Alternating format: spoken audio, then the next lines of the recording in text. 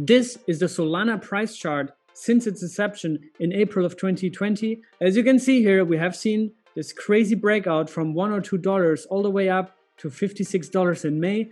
Then a little consolidation, some testing here of the support zones, $20, $23. And then look at what happened right after that. Since August, Solana went completely off the races at the peak here on CoinGecko. It even tells us $213 as the all-time high around a month ago. This means that in a time span of just 2.5 months, Solana 10x'd its value.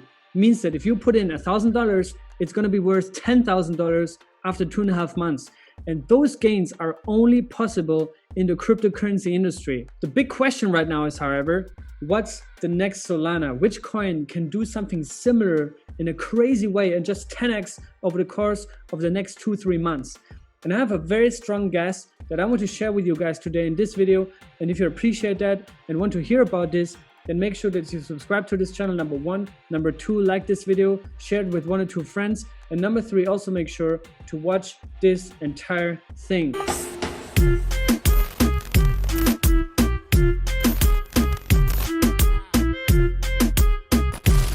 the time of this recording, Solana is ranked 7 on CoinMarketCap with a price of $159, a market cap of $48 billion, and a fully diluted market cap, which means all the coins that exist that have been minted, Solana is at $77.78 billion, right?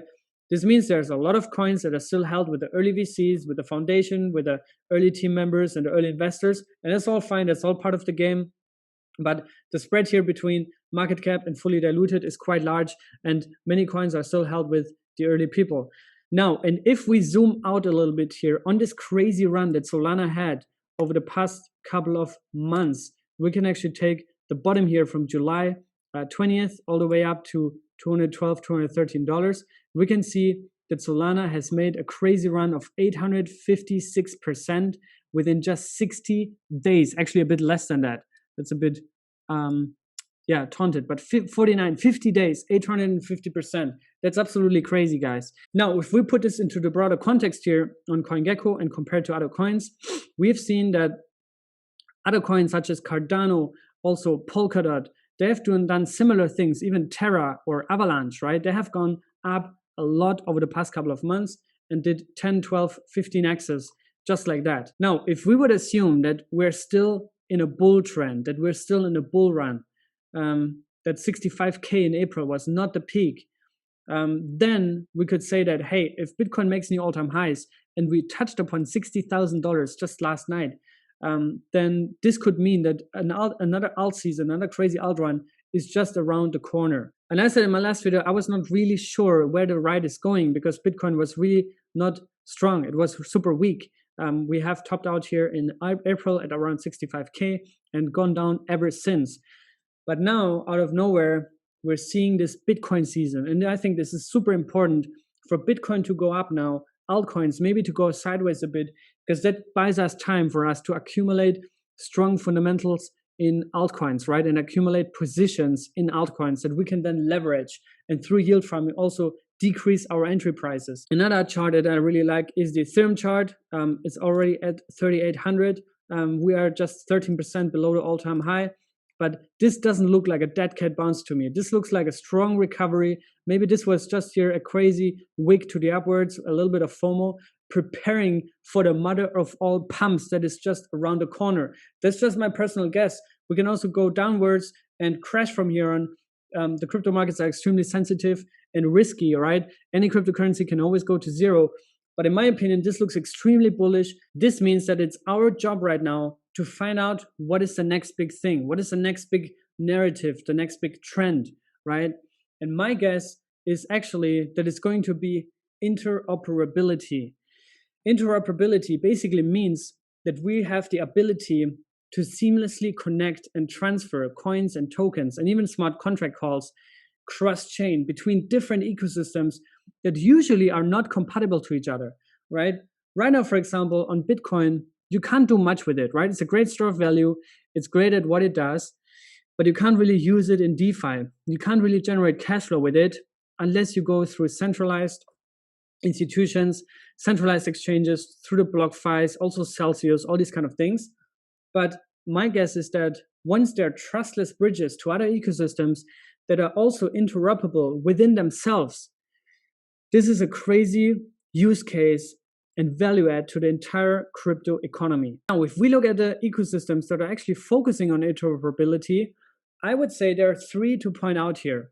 The first one, obviously, is Polkadot, with the parachain auctions now being confirmed to come out on November 11th, the first one, and then in a weekly rhythm, we'll have parachain auctions. I think this is extremely bullish, mostly for DOT, but also for all the parachains and parachain candidates, because their coins will be able to peg to the relay chain of Polkadot, borrow security, and have a secured slot for 2 years. And if you look at the price chart of Polkadot, we're just 19% away from all-time high, which was 5 months ago. This thing is going to go way, way higher than that, especially with the parachain narrative and all those kind of things. However, at a market cap of 41.5 billion, I think most of the gains have been made already. I bought my first start at around $2-3. So I'm pretty good right now in a position where I'm like, okay, I can still hold my DOT position, even though I sold off a lot and swapped them for the coin that I'm about to share. But I'm still in a very good position. I bought them pretty early. But I think if you buy DOT now at $40, you're definitely not buying a very cheap and good entry here. Doesn't mean that DOT can't go to $200, $300. I'm not saying that, but I think you're just not buying early, right? You're not one of the early guys here. Now, the second coin that also does interoperability in a slightly different way is Avalanche, right? And I had the Avalanche founder, Emin Gün Sirer, on my channel just a few days ago. Highly encourage you to watch this video. Really, really smart, humble, and hardworking guy. And he's an absolute OG. He was around even before Satoshi was around. He was working on digital currencies, cryptocurrencies, and consensus algorithms way, way, way ahead of everyone, basically, right? Real OG.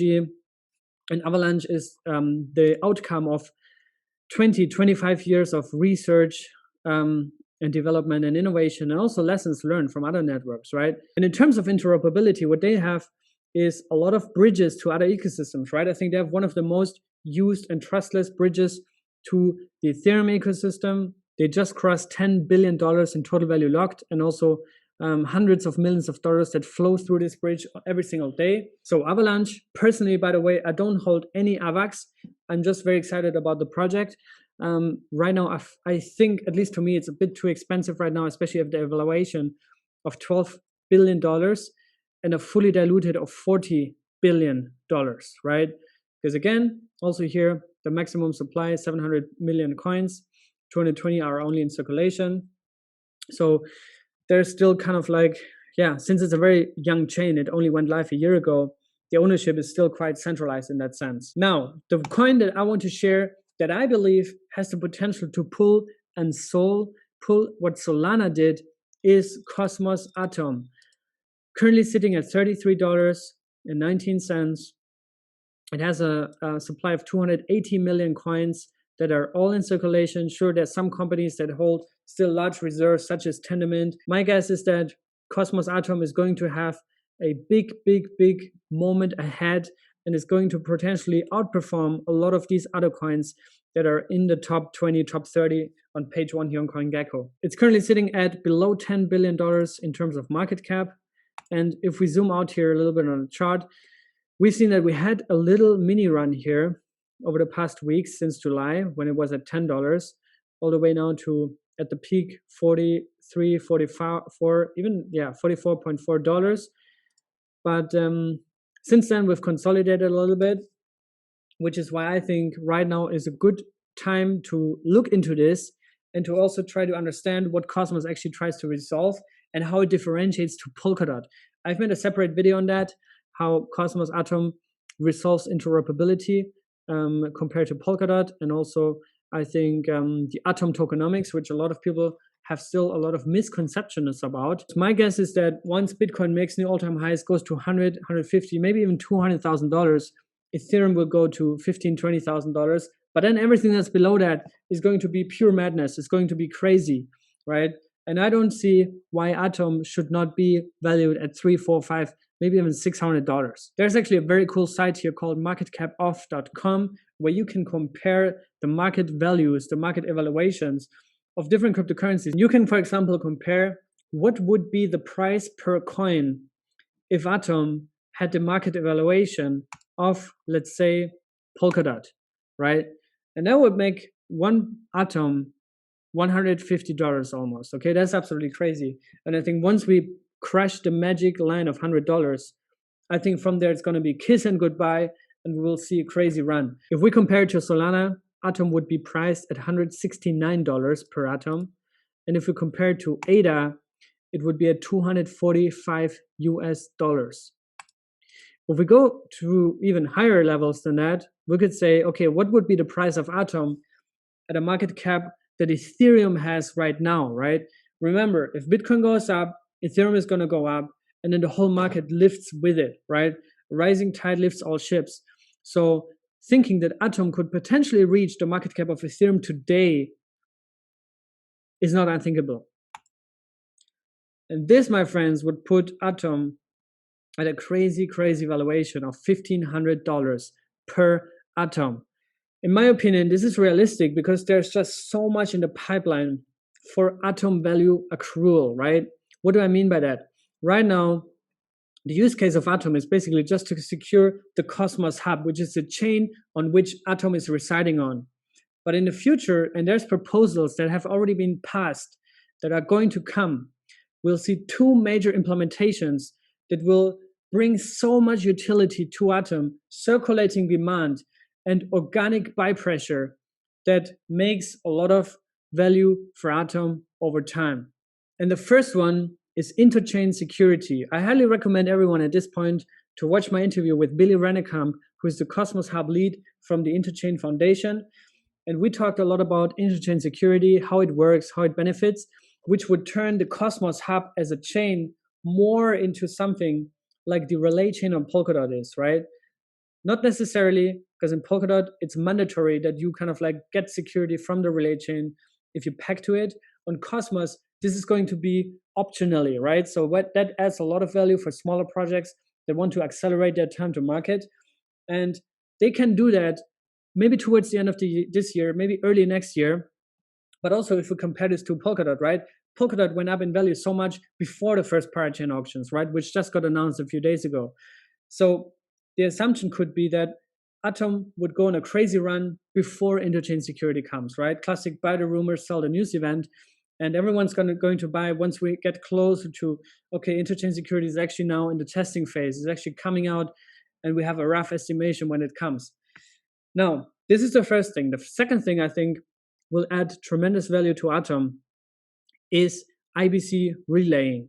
IBC, for those who don't know, is the inter-blockchain communication protocol, which connects currently all Cosmos-based chains, but in the future, much more than that, right? In the future, it will also be compatible to Ethereum, to other ecosystems, potentially to Solana, to Avalanche, right? And all these other chains. And IBC routing is going to be implemented natively into the Cosmos Hub, right? In the beginning, it's going to be very hard to find the adequate financial incentives and reward structure to kind of like incentivize that. But I think over the future, this could mean that a rising adoption or accelerated adoption for IBC, which we're already seeing, we can look into some numbers in a second, but a rising adoption could mean that the Cosmos Hub accrues a lot of value because those IBC transactions will be settled in Atom, right? There's going to be a little fee or there's going to be a kickback for those that get relayed through the Cosmos Hub for Atom stakers potentially, right? There's, I think, different models, but we still have to figure this out. But this could be something that accrues a boatload of value for Atom and Atom stakers. Now, as I mentioned, here is the overview of IBC projects, IBC-enabled projects, or those that are in the process of implementing it right now.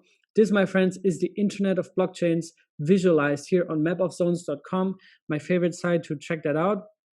And you can also have great statistics, on-chain statistics here and analysis in a 24-hour, 7-day, or 30-day time window. If we zoom out here on a monthly basis, we can see that currently the Cosmos Hub has 81,516 monthly active users. Terra, which is right now implementing IBC, I think it's going live in 5-6 days, is at 50,000. Osmosis, which is a Cosmos AMM, is at 35,000, and so the list goes on and on and on. Currently, we have 18 chains that have IBC compatibility, and we'll see many more than that, right? We have projects like Evmos, previously Ethermint, Yumi, right? All these coins that are still in the works, that are still coming out. Stargaze is coming very soon, launching with an airdrop as well. This is going to grow. I think 100 end of the year, 100 chains is not unthinkable. So let's see. But I think as this list grows, and as this list also packs its kind of like channels through IBC to the Cosmos Hub, this means a lot of value accrual for Atom in the longer run. And to wrap this video up, I very much agree here with Eric Voorhees. Short story short, Cosmos is inevitable. He tweeted this yesterday. A short DeFi story, Ethereum Q1, DeFi decentralized, but kind of slow and very expensive. Binance Smart Chain Q2, DeFi not decentralized, but quite fast and cheap.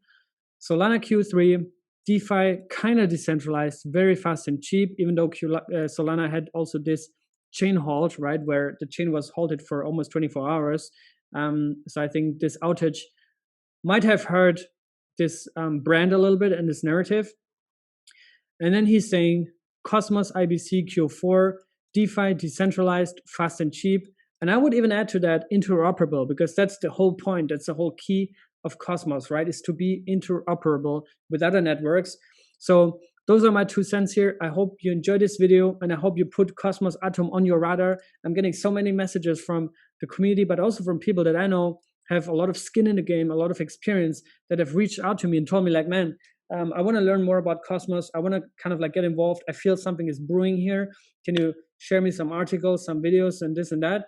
So people are kind of like slowly showing interest, and I think that's a very good thing as we see this whole ecosystem mature.